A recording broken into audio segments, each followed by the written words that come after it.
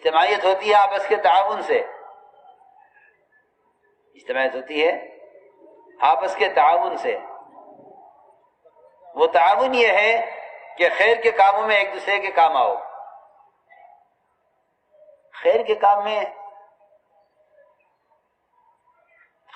میں دیکھنا میں کس فرقے کا ہوں، میں کس طبقے کا ہوں، یہ تو میں کیا عرض کروں آپ حضرات سے، یہ تو ایک غیر مسلم کا بھی مزاج نہیں ہے کہ وہ خیر کے کام میں یہ دیکھے کہ میں کس کا تعاون کر رہا ہوں۔ آپ دیکھ لو، کہیں ٹرین ٹکرا جائیں، زلزلے آ جائیں، کہیں کوئی آفت آ جائے، کہیں سیلاب آ جائے، تو غیر مسلم مدد کرتے ہیں، لاشوں کو نکال رہے ہیں، غیر مسلم لگے ہوئے ہیں مسلمان کو نکالنے میں، یہ نہیں چھوڑ دیا مسلمان کی لاش میں اس کو نکالوں گا، یہ مسلمان ہے اب زخمی میں اس کا علاج نہیں کروں گا، ایسا نہیں ہے۔ آپ دیکھیے خیر کے کام میں سب تعاون کرتے ہیں ایک دوسرے کا،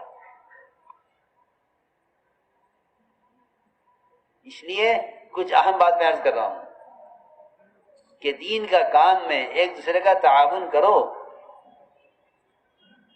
دین کے کام میں ایک دوسرے کا تعاون کرو، اجتماعیت ہو جائے گی۔ ایک دوسرے کے دین کے کام میں تعاون کرو، اجتماعیت ہو جائے گی۔ لیکن یہ بات سب یاد رکھیں کہ دین کا تعاون کرنے میں یہ غور کر لیں کہ یہ تعاون، یہ جو تعاون کر رہے ہیں، مدد کر رہے ہیں، یہ قبیلے کی وجہ سے، خاندان کی وجہ سے، برادری کی وجہ سے، یا صرف دین کے لیے کر رہے ہیں؟ یہ سوال ہے، یہ تعاون کیوں کر رہے ہیں؟ ان کے تعاون کی کیا وجہ ہے؟ برادری کی وجہ سے کر رہے ہیں، یا قوم کی وجہ سے کر رہے ہیں، یا زبان کی وجہ سے کر رہے ہیں؟ ہماری بات یاد رکھنا، اگر کوئی شخص انصار مدینہ کی بھی نصرت کرے، وہ انصار مدینہ جو آپ کے زمانے میں تھے، اگر کوئی انصار مدینہ کی بھی مدد کرے تب بھی کامیاب نہیں ہوگا، تب بھی کامیاب نہیں ہوگا، تب بھی کامیاب نہیں ہوگا۔ اگر کوئی انصار مدینہ کی مدد کرے تب بھی کامیاب نہیں ہوگا۔ ایک واقعہ میں عرض کرتا ہوں جس سے معلوم ہو جائے گا کہ مدد کے لیے بنیادی شرط کیا ہے۔ لوگ تعاون کرتے ہیں، مدد کرتے ہیں ایک دوسرے کی، لیکن کرتے ہیں اپنے تعلقات کی بنیاد پر، کہ نہیں دین کی مدد کرو دین کی بنیاد پر، دین کی مدد کرو دین کی بنیاد پر، اللہ کے رسول کے تعلق سے۔ میں واقعہ عرض کرتا ہوں، اس سے معلوم ہوگا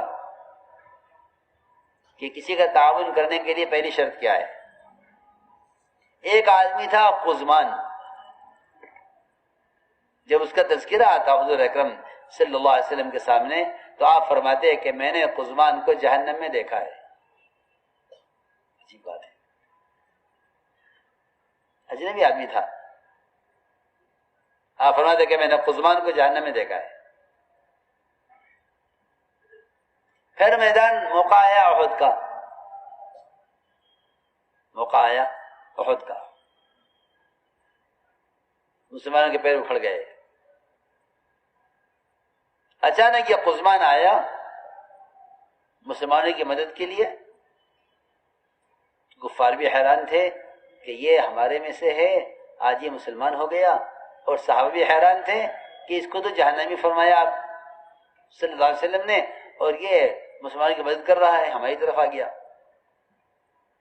دونوں کو حیرت تھی اس کے عمل پر، کفار کو اس لیے کہ یہ ہمارے ساتھ کیوں نہیں ہے، اور مسلمانوں کو اس لیے کہ یہ ہمارے ساتھ کیوں ہے۔ قزمان نے بڑی محنت کی، 8 مشرک قتل کیے قزمان نے، اور بہت جم کے مقابلہ کیا مشرکین کا۔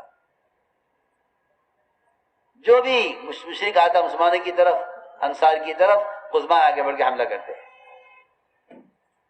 یہاں تک کہ ان کی کوشش پر فتح ہو گئی مسلمانوں کو۔ جب فتح ہو گئی مسلمانوں کو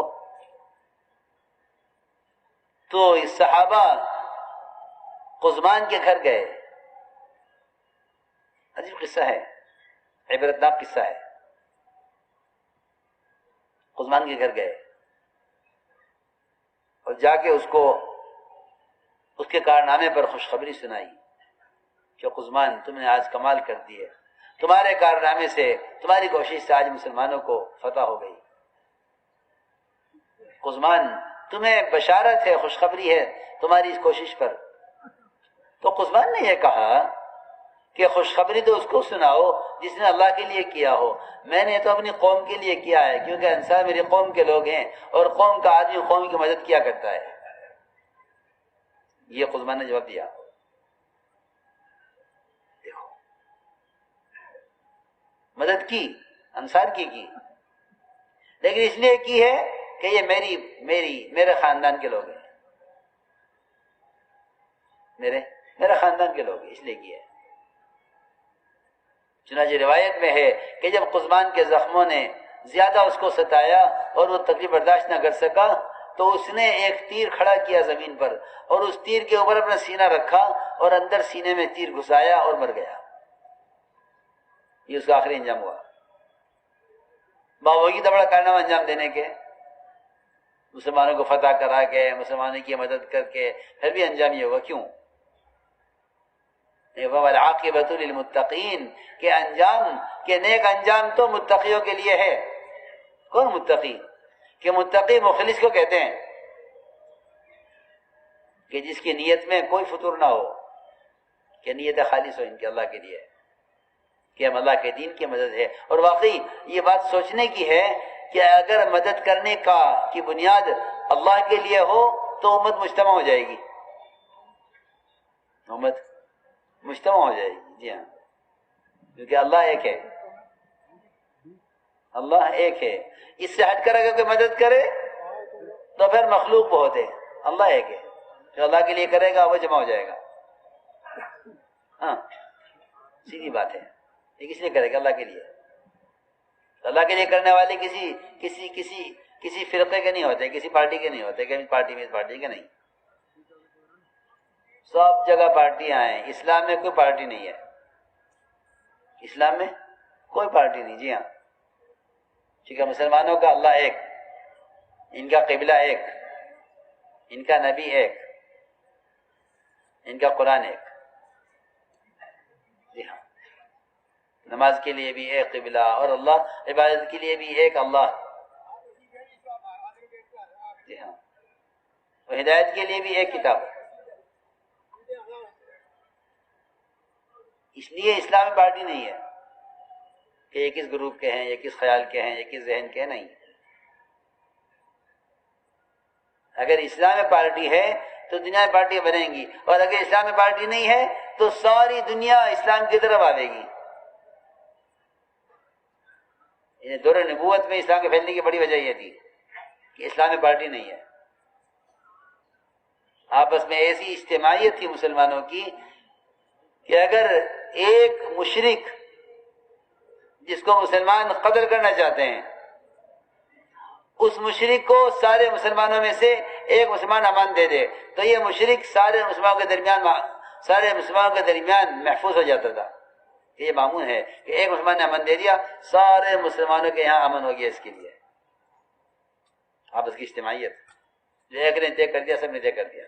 سنو، یہ نہیں ہم معاف نہیں کریں گے، ہم معاف نہیں کریں گے، ہم معاف نہیں کریں گے، نہیں۔ حکم بن کیسان کو صحابہ نے دعوت دی، اس نے اسلام سے انکار کیا۔ صحابہ نے کہا قتل کریں گے، اسلام قبول کرو۔ اس نے کہا نہیں، اسلام قبول نہیں کروں گا۔ جب قتل کرنے لگے تو مقداد نے حکم بن کیسان کو امان دے دی۔